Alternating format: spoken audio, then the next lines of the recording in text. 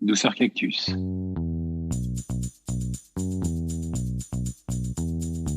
Quand on devient influenceur, je pense, la scission, l'étape, c'est quand on arrive à vivre de ça. Quelle est la dernière activité que vous ayez faite sans votre téléphone dans la main ou dans la poche ? À quel moment au quotidien êtes-vous réellement en contact avec vous-même ou avec vos proches ? Les technologies connectées du XXIe siècle sont tellement intelligentes, plaisantes et faciles d'accès qu'elles ont pris beaucoup de place dans nos vies, parfois un peu trop. Bienvenue dans Douceur Cactus, le podcast sur la dépendance aux outils numériques. On a déjà écouté le témoignage de 2 blogueurs dans l'épisode 2 et l'épisode 16, alors il est intéressant de se tourner maintenant sur les autres facettes de l'influence sur Internet. Pour en parler, j'ai invité Mourad Aitelhadj, responsable de l'agence Divimove à Paris, qui fait partie d'un réseau européen d'agences spécialisées dans l'influence marketing. Dans cet épisode, on va comprendre plus précisément ce qui se cache derrière ce business et quelle place y ont vraiment ces personnalités parfois stars des réseaux sociaux, qu'on appelle les influenceurs et les influenceuses. Bonjour Aurélien, merci pour l'invitation. Je m'appelle Mourad Aitelhadj, je suis le responsable de l'agence Divimove. L'objectif pour nous, pour faire simple, c'est de créer des ponts entre d'un côté des influenceurs, ces stars des réseaux sociaux, peu importe la taille, et des marques, des entités marques avec leurs enjeux, avec leurs problématiques. L'industrie de l'influence, je l'ai vu avec le temps évoluer. Je me rappelle à l'époque, on voyait Norman sur Dailymotion, sur YouTube, on savait pas trop où est-ce que ça allait mener tout ça. C'était l'époque où c'était du format court, c'était même pas 2, 3, 4 minutes, ça ressemblait à du podcast, du stand-up très court. Aujourd'hui, c'est bien plus normé, bien plus organisé. Il y a dans ma jeunesse, c'était les skyblogs. Donc, on racontait notre vie, on partageait du contenu, on créait du contenu sur les skyblogs. Ensuite, il y a eu l'avènement des blogs. C'est une ancienne génération, on va dire, la génération blogueur. C'est un bon moyen de s'exprimer encore aujourd'hui, de raconter son quotidien, de le partager sans volonté de faire de l'argent, juste de s'exprimer quelque part, journal intime. YouTube, faut le penser pareil. Instagram, faut le penser pareil avec les jeunes générations. Sauf que le format change. Un jeune de 15 ans, il va pas écrire sur un blog parce qu'il est un peu trop feignant en écriture et puis bon, il fait quelques petites fautes et il parle en texto, mais il va s'exprimer en vidéo, il va lancer sa chaîne YouTube comme il y a de ça 15-20 ans, on lançait un skyblog. Et pareil sur Instagram. Faut vraiment les penser comme ça. C'est juste le format qui change, les codes et les usages qui changent. Le marché de l'influence, c'est un marché que je trouve super excitant parce qu'il est en constante professionnalisation, en constante évolution.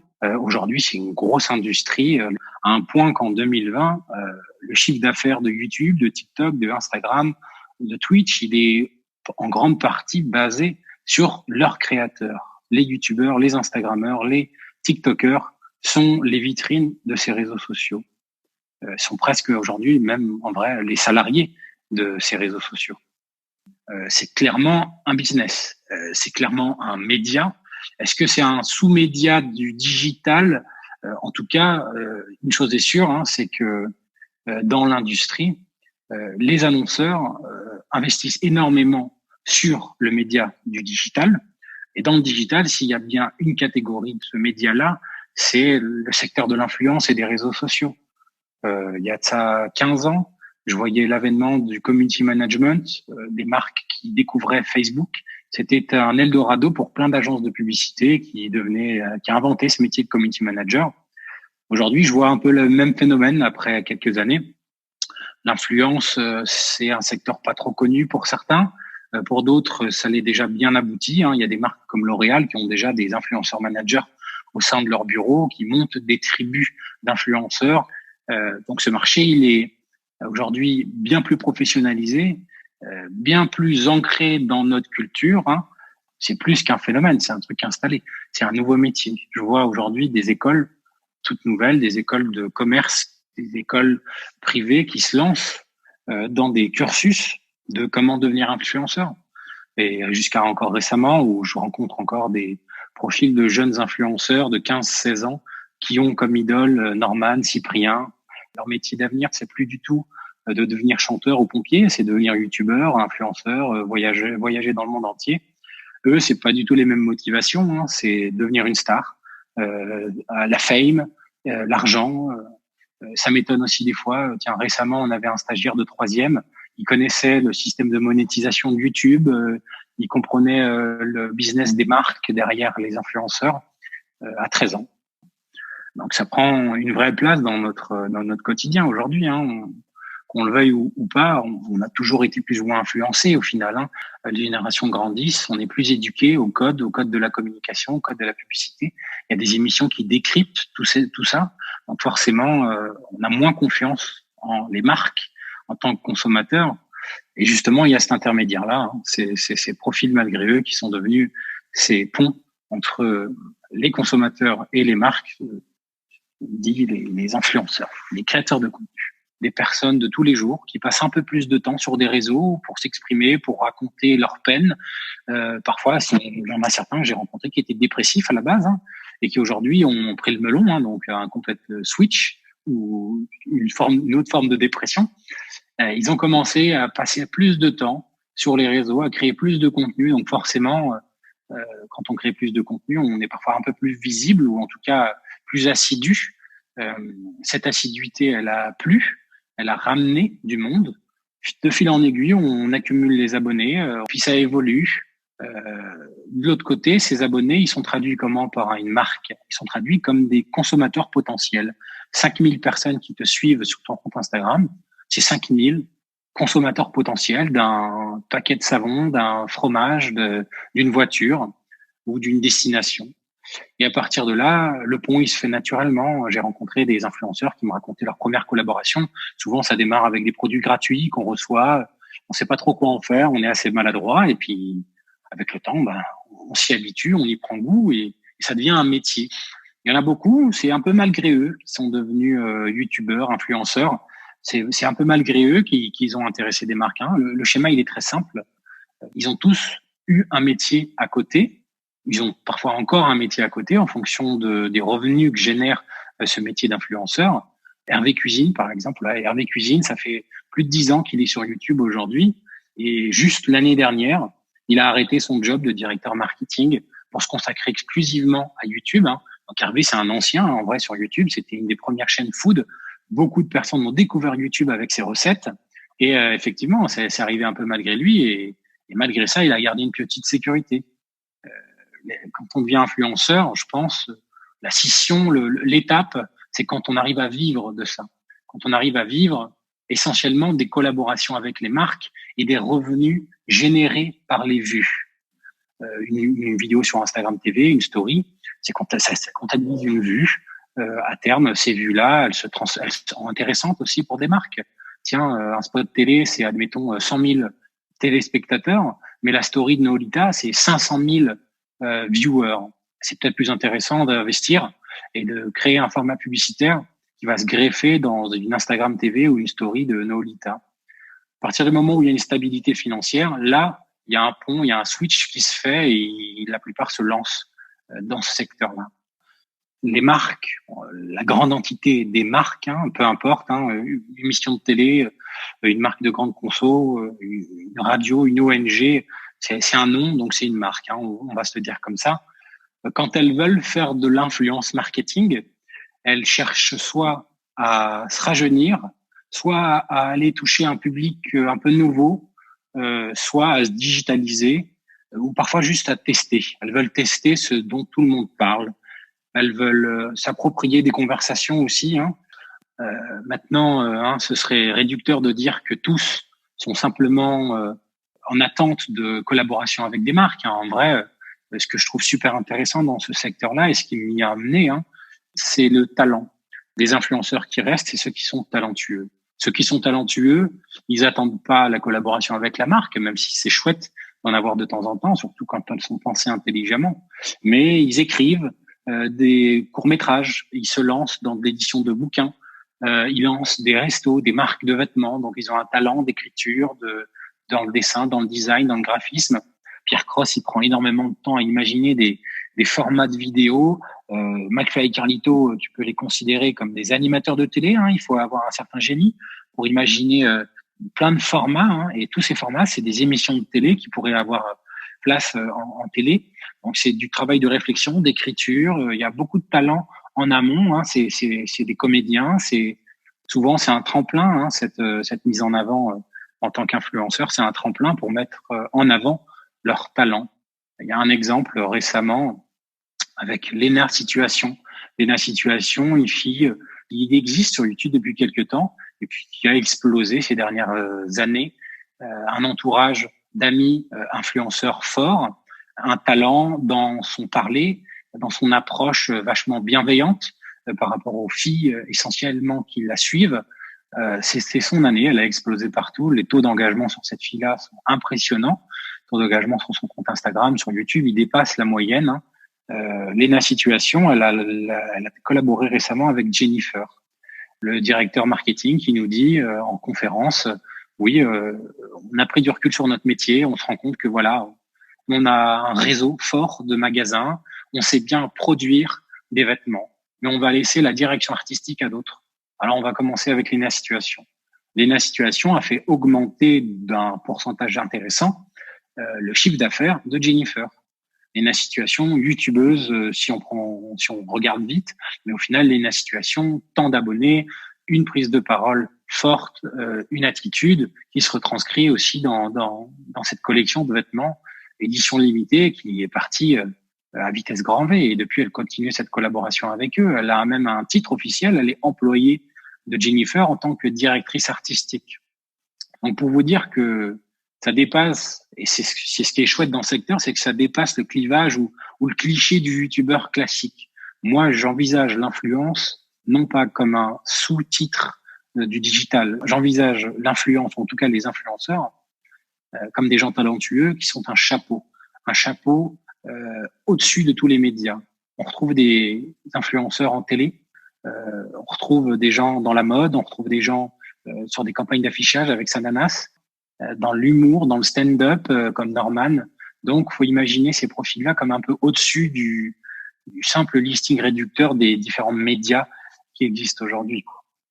Ce qui est intéressant quand on travaille avec des influenceurs, c'est effectivement aussi la barrière qu'il pourrait y avoir, en tout cas que parfois ils essayent d'installer, entre la vie réelle et la vie sur les réseaux. Il y en a beaucoup, ils ont un super train de vie sur les réseaux sociaux. En tout cas, ils conservent que les moments chouettes pour les diffuser, les voyages, les belles tenues, les belles soirées. Mais on les voit pas en grasse mat, on les voit pas en pyjama, on les voit pas décoiffés. Il y en a certains que moi je considère un peu péjorativement comme des porte-manteaux, vraiment porter des vêtements et les montrer. Donc c'est le catalogue La Redoute animé, quoi. Mais il y en a certains qui essayent de conserver une vie privée tant que faire se peut. C'est comme les artistes dans la musique. Au final, les barrières sont troublées et je me rappelle avoir organisé un meet-up à Citadium avec la nouvelle génération de TikTokers. Ils étaient 9, Enzo Tétois, Agathe, Cara. Il y avait pas mal de profils, pas mal de jeunes influenceurs entre 15 et 18 ans. C'était pour annoncer l'ouverture du Citadium Paris Haussmann le dimanche. On s'y attendait pas parce que c'était des personnages virtuels, c'est des influenceurs. Mais le dimanche, en plein mois d'avril, il faisait chaud. Et pourtant, il y avait près de 3000 jeunes filles et jeunes garçons qui ont fait la queue pour une dédicace, pour une signature. Donc, quand on voit cet impact physique réel, on se demande où est-ce que est la barrière. J'ai rencontré, par exemple, une jeune fille influenceuse qui, à peine à 14 ans, a fait un burn-out, a craqué des réseaux sociaux et s'est déconnectée complètement pendant 1 an. Elle est plus revenue sur les réseaux parce qu'elle a craqué. Son entourage familial, qui comprend pas forcément cette fonction, son entourage professionnel qui en demande parfois peut-être trop, et on les voit comme des influenceurs, mais d'autre côté, c'est des étudiants, c'est des mamans, des parents. Donc la barrière, elle est assez trouble au final. Donc c'est parfois un peu compliqué, un peu perturbant pour chacun. J'en ai rencontré une maman, très simplement, elle était enceinte. Elle était enceinte et puis elle se posait la question de mettre en avant son enfant quand il naîtra ou pas. Et en fait, la question s'est plus posée parce que c'est sa communauté, en gros, qui l'a invité fortement. On veut voir ton enfant, on veut le voir, on veut le voir. Et puis elle s'était jurée de pas le faire, mais avec le temps, sa communauté, c'est celle à qui elle tient, c'est celle avec qui elle a un lien super fort. Donc elle se dit, OK, vous me l'avez demandé, vous êtes tellement bienveillant avec moi que oui, je vais vous montrer une fois mon enfant. Et puis là, elle rentre dans une autre catégorie d'influenceuse lifestyle, elle devient influenceuse maman. Et puis c'est d'autres annonceurs qui sont intéressés par son profil, etc. Et malgré elle, elle se retrouve du coup aujourd'hui à avoir lancé un compte sur Instagram uniquement dédié à son enfant, qu'elle gère bien sûr, mais voilà, c'est certaines histoires comme ça où c'est dur justement de garder un peu de vie privée quand l'objectif, un petit peu de c'est pas l'objectif, mais malgré eux, ce qui est diffusé, c'est leur vie privée. En story, c'est ce que je fais aujourd'hui, ce que j'ai mangé, ce que je vous propose de faire. Et quand on les rencontre dans la rue et qu'on leur demande un autographe ou on leur dit qu'on est fan d'eux, ils ont un peu du mal, hein, comme un peu beaucoup de monde, alors que bon, pour le coup, c'est ce qu'ils clament sur leurs réseaux sociaux de diffuser leur vie. Bon, chaque influenceur, à un moment donné, exemple avec jeune profil, TikToker, 15 ans, au début, mineur, donc les possibilités de travailler avec des marques, elles sont compliquées. Il faut qu'il soit représenté par un majeur, un parent en l'état, son père et sa mère qui se lancent à monter une micro-entreprise qui est devenue une SAS depuis. Le papa ouvrier, la maman mère au foyer, c'était un autre monde pour eux. Malgré tout, il se lance là-dessus. Aujourd'hui, il a 18 ans, l'influenceur en question, il a sa propre société. C'est une marque, il est devenu lui-même une marque avec son nom. Arrivé à 18 ans, il n'a pas terminé ses études, qu'il arrive à suffisamment dégager de chiffre d'affaires. Et on parle de chiffre d'affaires, pas d'argent de poche, mais du chiffre d'affaires pour sa société, pour continuer à grandir avec sa société, pour investir dans du matériel, dans du contenu aussi. Donc, effectivement, partir en voyage pour faire du contenu, pour animer un petit peu ses réseaux. Il a aussi, en vrai, payé les études de sa grande sœur. Est-ce qu'il arrive dans une stabilité financière pour déconnecter de l'école? En tout cas, aujourd'hui, il a arrêté l'école pour 1 an. Alors, est-ce que ça va durer? Est-ce qu'il arrêtera définitivement? Cette jeune génération, elle profite du moment, elle profite de cette fame, de cette gloire qu'ils ont. Ils accumulent ce qu'ils peuvent accumuler, de l'abonné, de la visibilité, du chiffre d'affaires pour kiffer leur vie, comme ils disent. Ils ont 18 ans, ils reçoivent des sommes qui sont quand même pas mal. Ils essaient d'être accompagnés par leurs parents, parfois par des agents, parfois pas du tout. Donc c'est pas simple et surtout c'est pas simple de se projeter dans ce secteur-là. Il y a d'autres youtubeurs, il y en a un très connu à une époque. Il a eu un beau moment de gloire. Il y a quand même plus de 5 ans au moins. Et puis les choses évoluent. Son audience, elle grandit, elle s'intéresse à d'autres choses. Et du coup, si son audience, elle n'est plus là, les annonceurs, ils voient moins de vues, ils voient moins d'abonnés, ils voient moins de retour sur investissement. Et puis lui, il est tombé dans une dépression finalement, et à peine la vingtaine, de passer de grandes stars d'internet à accumuler plein d'argent en chiffre d'affaires à se retrouver dans des plans foireux, des personnes malveillantes qui gravitent autour de lui, qui l'arnaquent. Et il a vécu ça entre 15 et 20 ans. Donc c'est à prendre avec des pincettes sur l'accompagnement, sur la pérennité de ce métier-là. Tous les jours, il y a une nouvelle agence de management, d'influenceurs qui se lance, qui peut être tout le monde et n'importe qui disent développer les carrières d'influenceurs. Pas toutes sont mauvaises, il y en a certaines qui sont très carrées, mais j'en connais une ou deux qui vont te dire à toi, jeune TikToker de 15 ans, je veux gérer ta carrière, je veux développer ta carrière artistique, tu vas devenir une star. Alors parfois, quand t'as pas de talent, donc désolé, peu importe la boîte où tu es représenté. Mais pour d'autres, tout simplement, c'est juste de la poudre aux yeux lancée à des jeunes de 15, 16, 17 ans qui n'ont zéro expérience professionnelle, même pas un stage. Donc aucun moyen de décrypter ce que c'est qu'un contrat.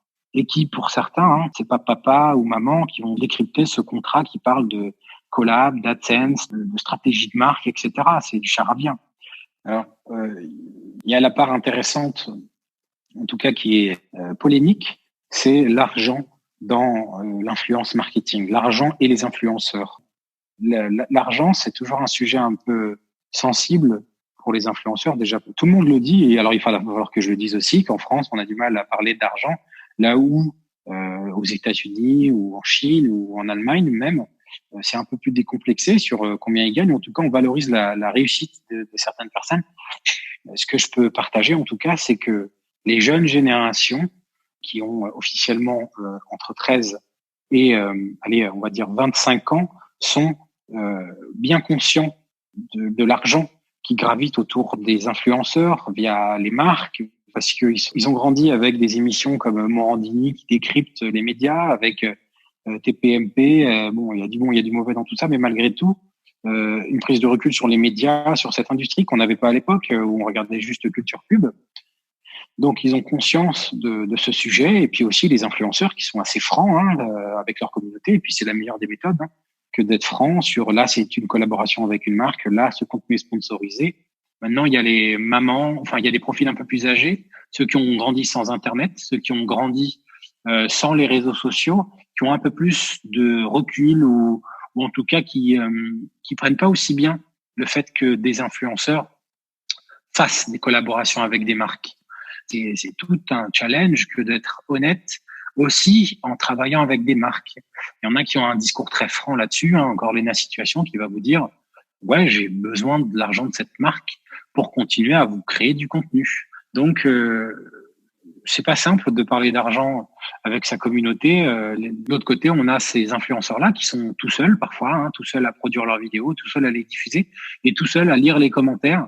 Effectivement, quand une vidéo est sponsorisée et qu'on se fait tacler derrière, ça fait pas du bien au moral. En tout cas, ce qui est passionnant dans le secteur de l'influence, c'est qu'on a affaire à des humains. C'est pas un annonceur qui va contacter les régies médias et qui va parler avec des tableaux Excel et des chiffres. Là, on va parler avec des humains, donc il y a un rapport qui est complètement différent quand on veut travailler avec des influenceurs. Traiter avec des humains, c'est super challengeant, c'est super intéressant et riche humainement, mais c'est un truc d'éducation et de pédagogie que tous les annonceurs n'ont pas là où ils sont habitués à une prestation avec une agence média, avec une agence de publicité. C'est le cas quand on bosse avec des agences dans l'influence, mais en prenant en compte que ce qu'on vient chercher en tant qu'annonceur, c'est un peu d'humanité, un peu de proximité, de connivence avec des gens, avec les abonnés de cet influenceur. Alors, on commence d'abord avec l'influenceur en étant dans cette connivence-là, dans cette proximité, dans ce rapport un peu à part.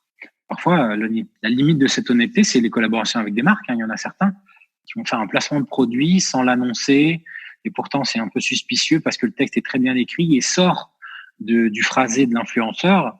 Parfois, ça passe pas. Ça passe pas auprès de sa communauté, ça passe pas auprès même des autorités. Il y a eu un sujet il y a quelques années avec Camille Lacombe, le nageur, qui a fait de la promo pour une marque de distribution de biscuits, je crois.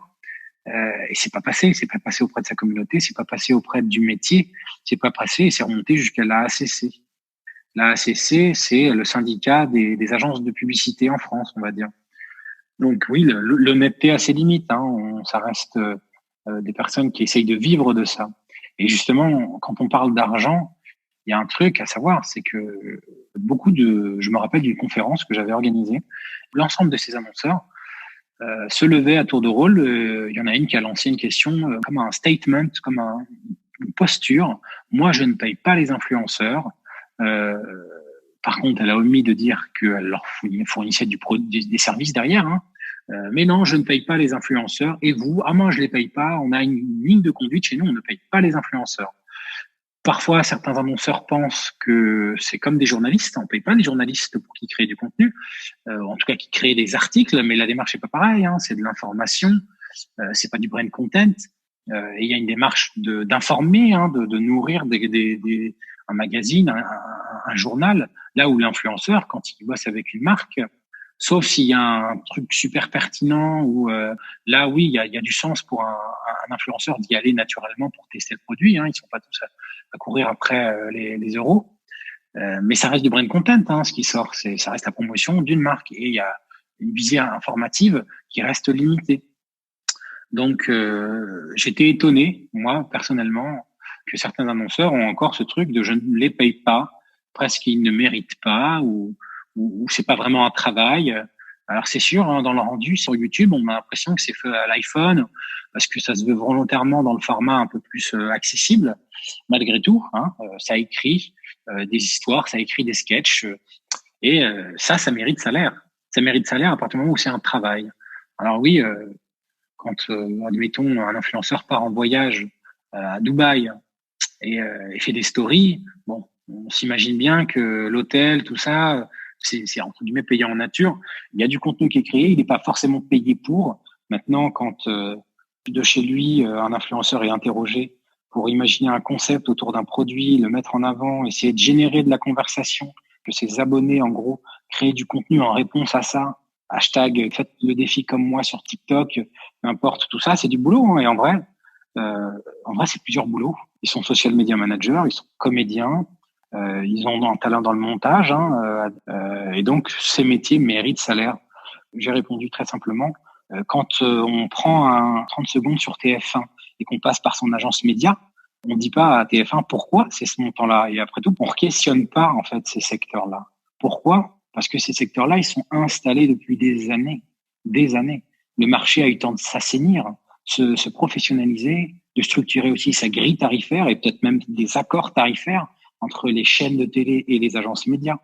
Aujourd'hui, dans une démarche de professionnaliser ou structurer ce marché, il y a des agences qui ont inventé des nouveaux termes.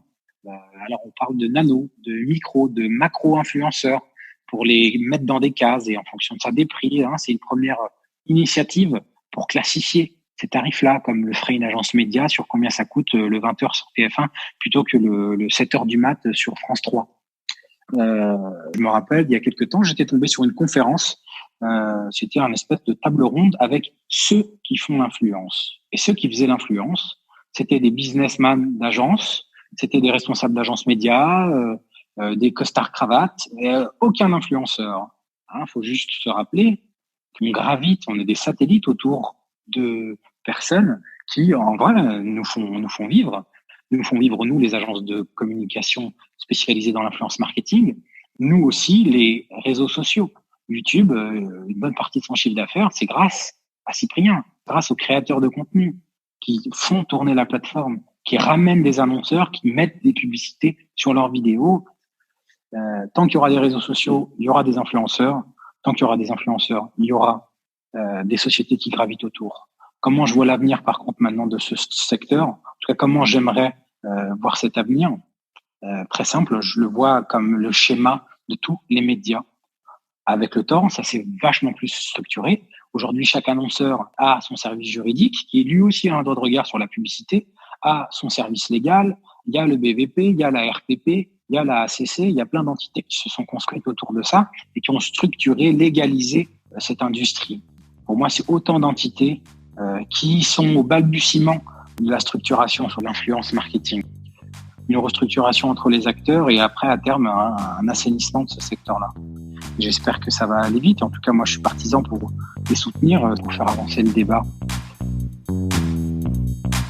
L'influence sur les réseaux sociaux est un vaste sujet, et on en sait maintenant un peu plus sur la vraie vie des influenceurs.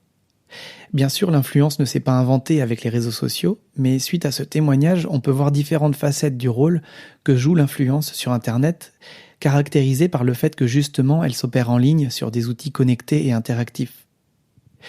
La question qu'on peut se poser désormais est de savoir si la vie en ligne est si différente de la vie hors ligne finalement. Est-ce que l'une et l'autre sont totalement comparables ? Ou est-ce que certains masques, certains filtres qui n'existent pas dans la vie de tous les jours viennent s'imposer par écran interposé ?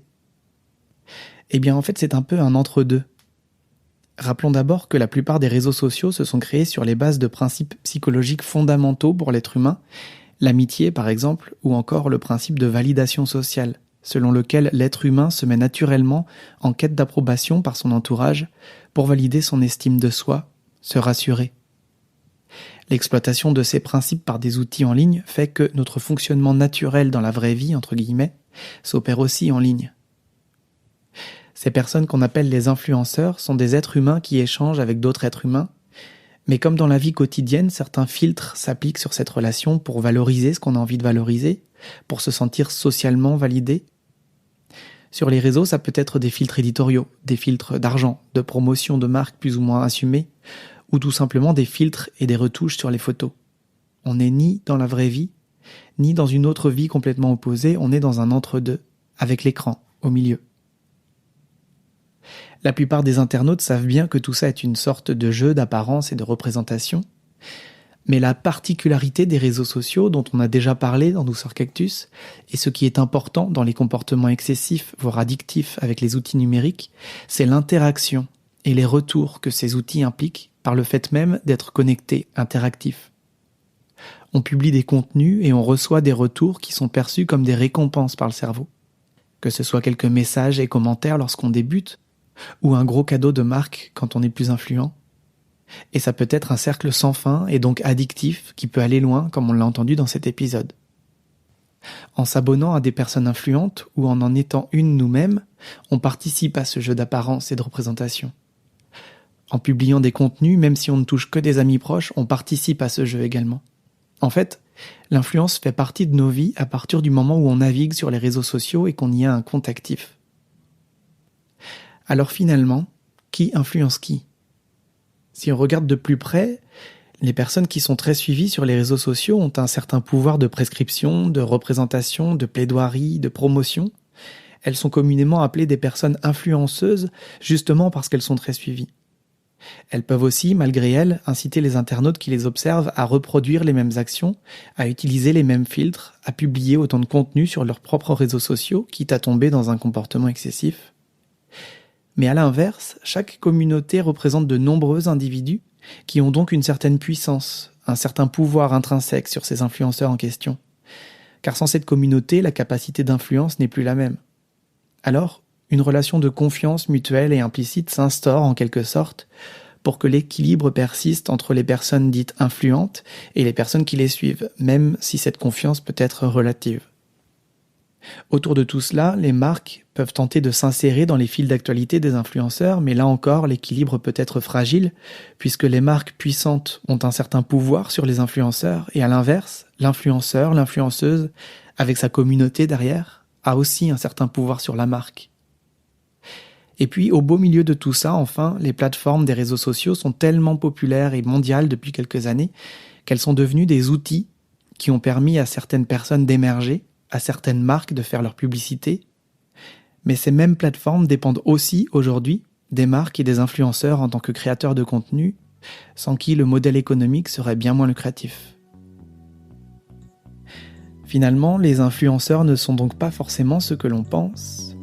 En réalité, on est toutes et tous un peu influenceurs, influenceuses et influencés. Alors les responsabilités parmi ce qu'on publie et ce qu'on soutient sur les réseaux sociaux, en termes d'honnêteté et d'impact sur l'estime de soi, sont partagées.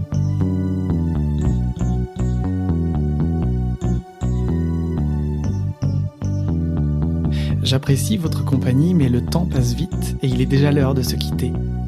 On se retrouve bientôt pour de nouveaux épisodes. D'ailleurs, peut-être que vous aimeriez apporter votre témoignage et faire entendre votre voix dans Douceur Cactus. Il n'y a aucune raison d'hésiter. Vous pouvez me contacter sur les réseaux sociaux ou sur douceurcactus.fr. À bientôt!